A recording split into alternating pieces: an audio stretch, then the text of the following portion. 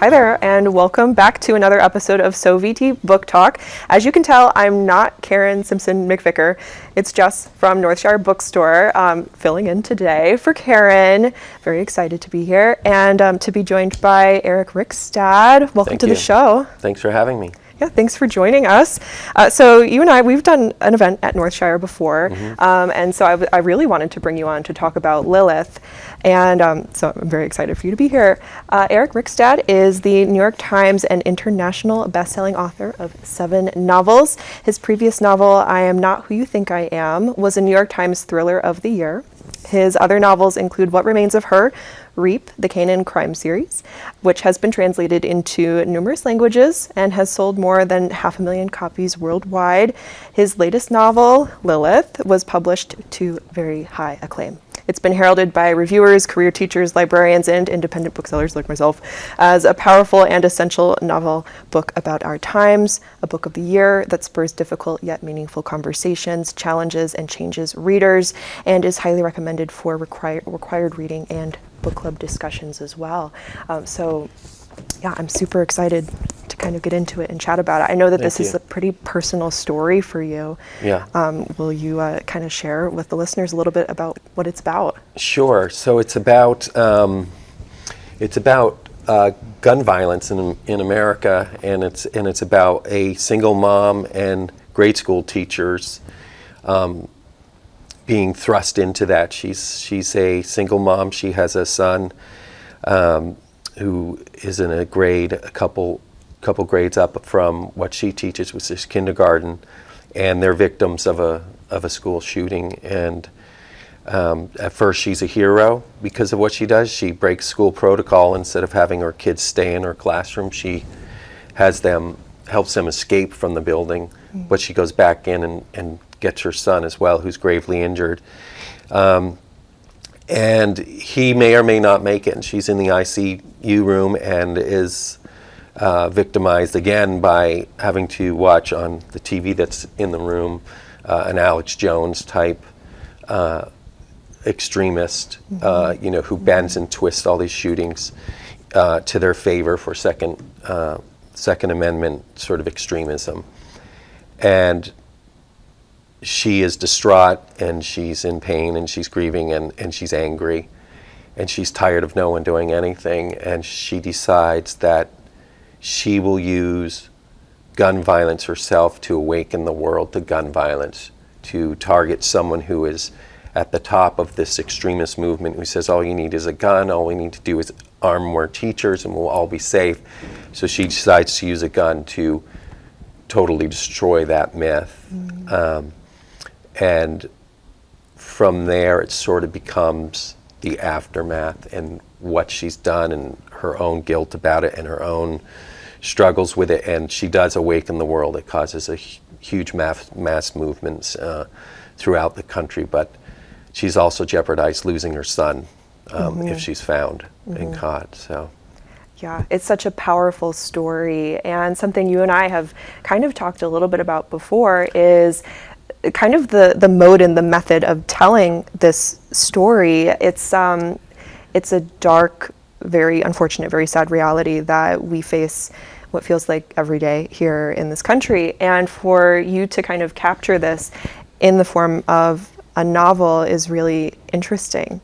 Can you maybe speak to a little bit about like why you felt driven to do this? Yeah, I think, in general, we're all angry and upset about this, or most of us, all of us should be.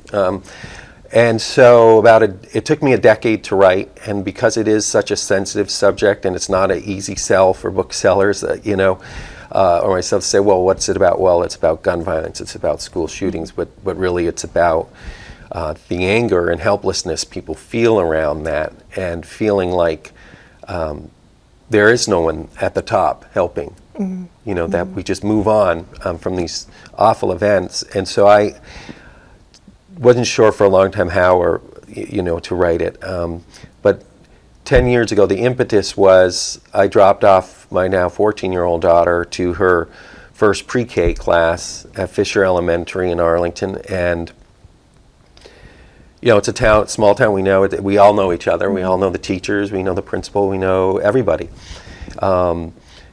And we approached the front of the school on, this joyous day in nervousness of dropping off our oldest child for the first time at grade school. And there's a big sign: if red and blue lights are flashing, do not approach school.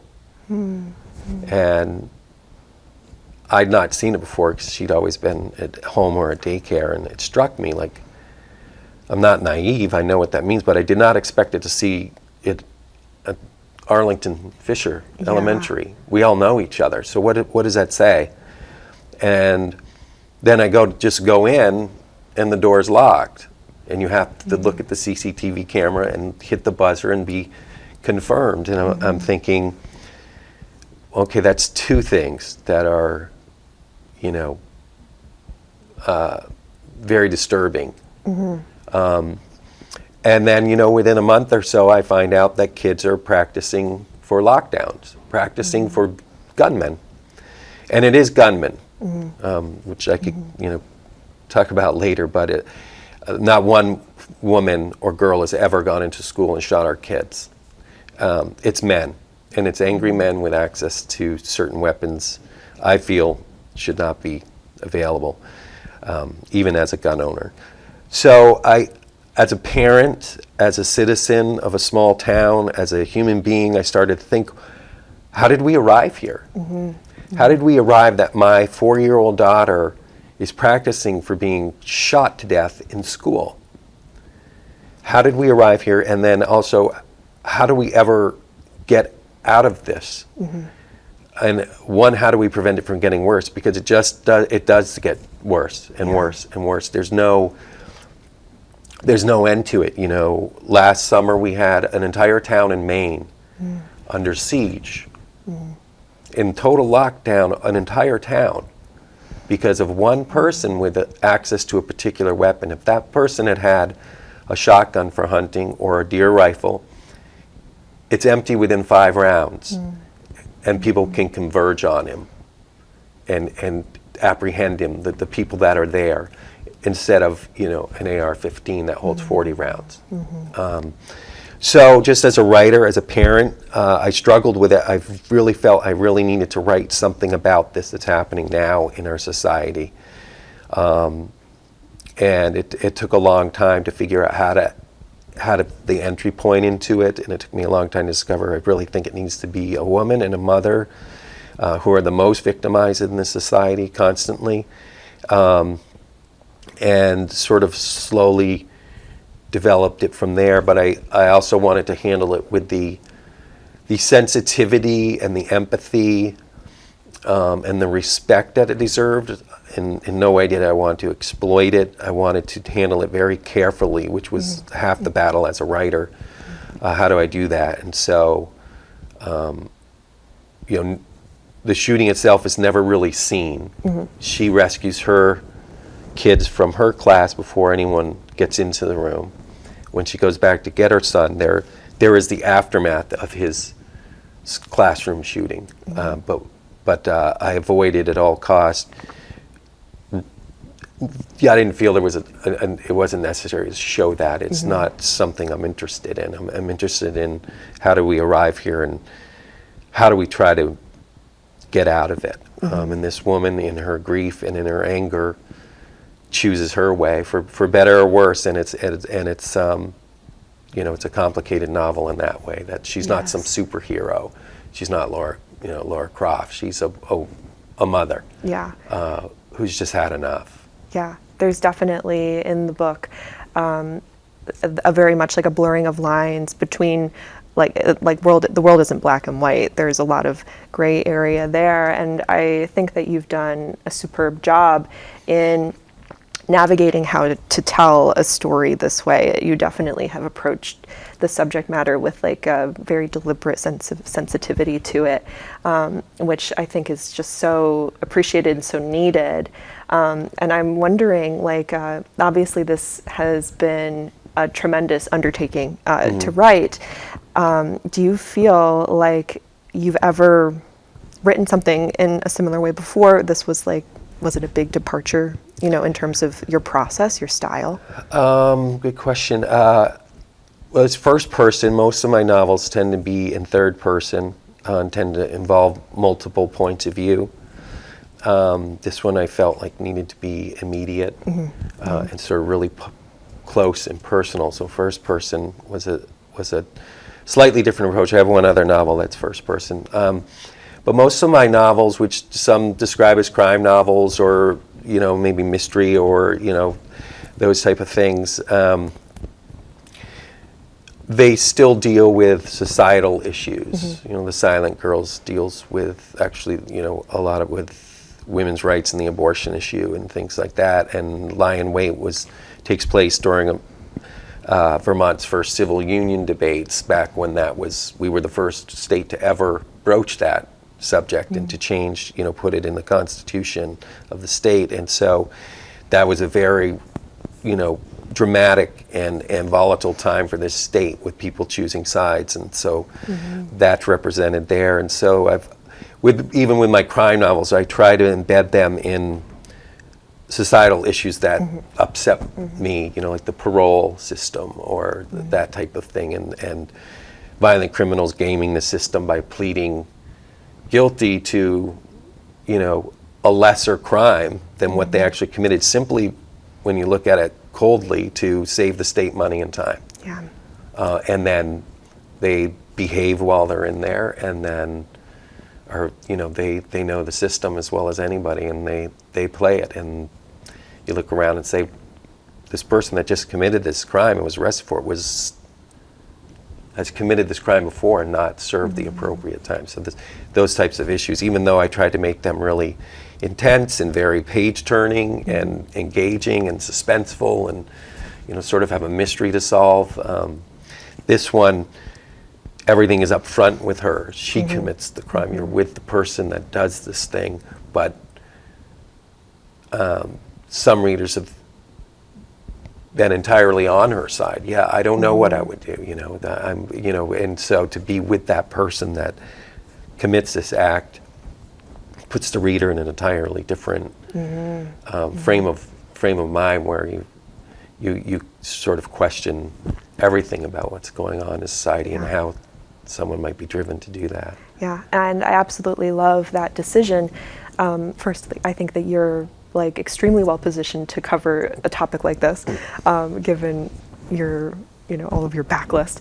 But I really think that the way that this story is told, the fact that it is being told in this kind of novelization, I think makes it so interesting, because it creates conversation like that, where you're the reader and you're trying to envision yourself in Lilith's shoes. You're trying to, because it's such an easy thing to be able to do that, because it is the reality that we all find ourselves surrounded by. We all have a position, an opinion, a stance, and I love that this kind of guides you through maybe a perspective that not every single reader would have considered otherwise. So in a way, I think that this story makes something that's very difficult to think about and talk about accessible. In a way that I haven't really seen before. So I really want to say thank you for sharing this with us today, for writing this. And to kind of close out, we always ask all of our authors if they have anything that they're working on currently, any special things coming up in terms of stories, other types of events, if there's anything you'd like to share. I have a collection of short stories, and I have 2 novels that are done that will be out probably next year, and they're a little bit more in the vein of what I've previously written, a little crime novels, but they do explore some other factions of society that I wanted to delve into. Yes. Very exciting. It's very exciting indeed. And something else we always do is we invite our visiting authors to participate in this segment called Last Now Next, where we talk about something we've read, something we're reading now, and a book that we're excited to pick up. Would you like to join me? Sure. Awesome. Sure. Cool. Well, if you'd like, you could go first, and then. So I read, the last book I read was Northwoods.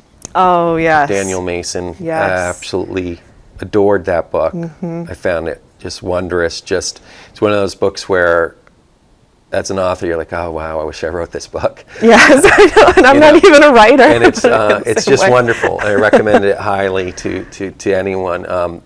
It does take place somewhat regionally, down in the Berkshires mostly, and over in, New York State, over, throughout. It's a great book, wonderful book. Yeah. And I'm just finishing up a book written in 1937 called Tenant for Death by Cyril Hale. And just been recommended to me by a friend when I was on the phone with him last week, and we trade books all the time, and I'm loving that. It's sort of a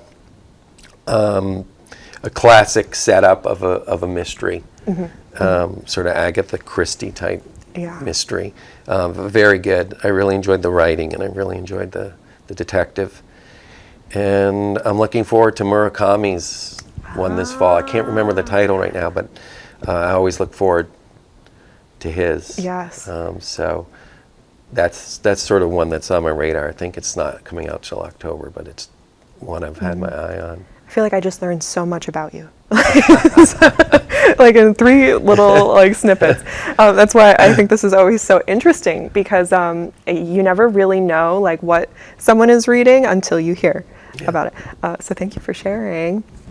I have a very odd selection of books. I typically read a lot of historical fiction, and this is some of that, but also some of totally not that. I just finished reading this, Elf, Dog, and Owlhead by M.T. Anderson, who I love. He's one of my favorite authors. And this is such a sweet, special story. It's a middle grade title, and it's been out since 2023, but it's actually getting a paperback release this October. I'm very excited about it. But this is it's a really personal story. It takes place in Vermont. Oh, really? And it is about this little boy, Clay, who is very alone. He's very isolated. He's living with his family in the middle of the woods, and it's COVID. So this is a pandemic story, and it's about how he kind of runs into a friend in the woods in the form of this dog. And first he's not entirely certain, maybe this is a magical dog, and then it becomes very apparent that yes, indeed it is a magical dog. And the two of them go on some pretty amazing adventures and make some more friends along the way. And it's just sparkling and beautiful. He's an amazing writer, and this story is it's very special. So I really, really enjoyed that. Yeah. I've been diving a lot more into children's books in the past year. I used to be a librarian before I worked at Northshire, so I'm always trying to keep up with all different types of things, but this is fantastic. And I just started reading another Vermont author, Amber Roberts, who writes romance. She just last year also published her debut called Text Appeal, and I don't have a copy of the book to show you all today, but she has a book coming out in October as well that's called Haunt Your Heart Out, and I'm very excited for it. I think I'm going to be having her come to the store for an event, which will be cool. And this is a story, it's very fluffy. It's about a woman who owns an independent bookstore in Stowe, and kind of as a little bit of a PR move, she starts to talk about how she thinks her store is haunted. And this garners some attention, including the attention of a ghost hunter who comes to say, I'm going to gather some evidence. And she's like, oh no, he's not going to find anything. And they end up having a little bit of a connection through there. So it sounds very sweet, and I'm excited to kind of get into some cozy fall reads. That said, as soon as I'm done with that, I'm going to read this, which I can't wait for. This is almost 1,000 pages. It is the book that I think for a lot of us after Drive Your Plow kind of brought Olga Tokarczuk into, she's more of a household name than ever. Because of this, she won the Nobel Prize in Literature, which she is very well deserving of. I read last month one of her forthcoming books that's coming out this month, that's called The Impusium. And so now I'm decided to dive into everything she has ever written, Right. including this one. So this is a story all about Poland, and it's based on historical fact. It's based on a real man, Jacob Frank, who ends up kind of creating this very interesting cultural phenomena in Poland and kind of the surrounding region in the 1700s. And so it's very much a story about like the Polish people and about him. So I'm very excited to dive into that. So I'm balancing it out a little bit of like I'll have to get some that fun book reads for my son. Yes, you should, because I literally cannot recommend this enough. And like And for myself. Yes, I've gone down kind of the M.T. Anderson rabbit hole. I'm reading everything. I just finished reading Thirsty, and now I'm reading Feed, and like he's a phenomenal writer. And I feel like his work really speaks to so many different age levels. So I can't recommend him enough. But thank you so much for joining me today. Thanks for having me. I appreciate it. Yes, this was really cool. Thanks. And I will kind of get into some events. Okay. That concludes this little segment of the program.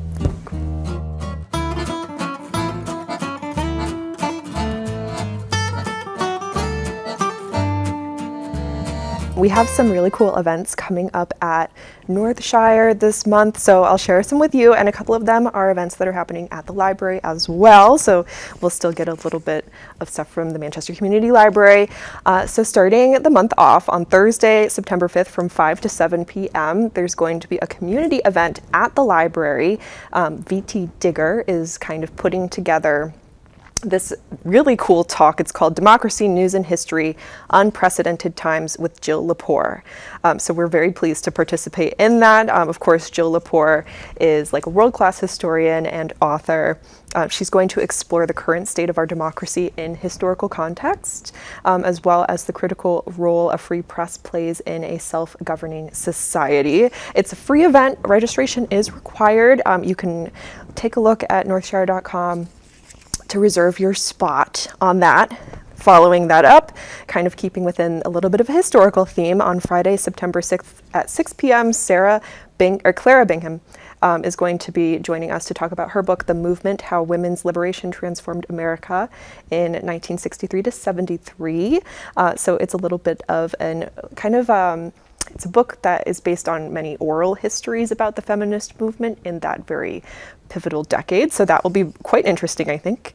On Sunday, September 8th, we're going back over to the Manchester Community Library. At 3 p.m., we're going to be doing a book event with Jessica Shattuck on her new book called Last House, which takes place here in Vermont. It's historical fiction. She's going to be interviewed by Northshire's very own bookseller, Bethany Marsfelder, who is just phenomenal. So that's going to be a nice and special one.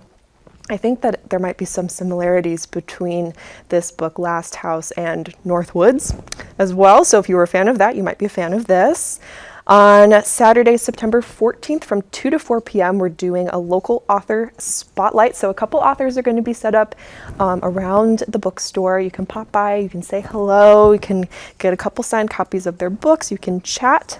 Bob Skoleski is going to join us for his book, Stories from Charleston Street.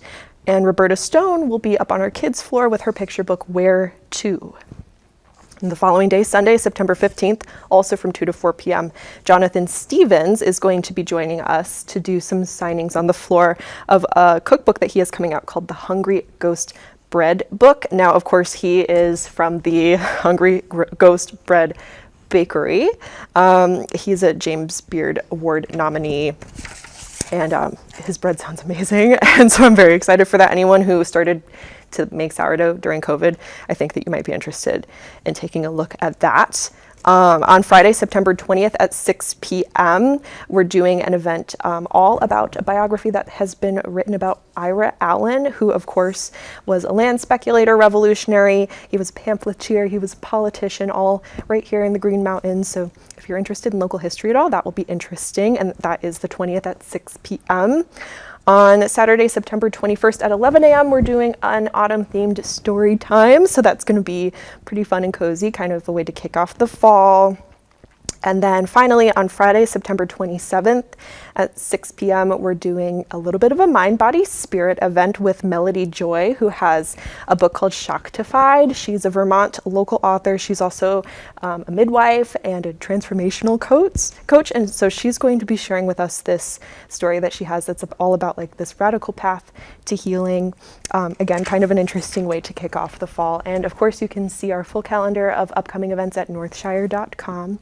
Thank you for joining us today on the Book Talk. I know this was a little bit of a departure from the normal form, but thanks for bearing with us, and happy reading.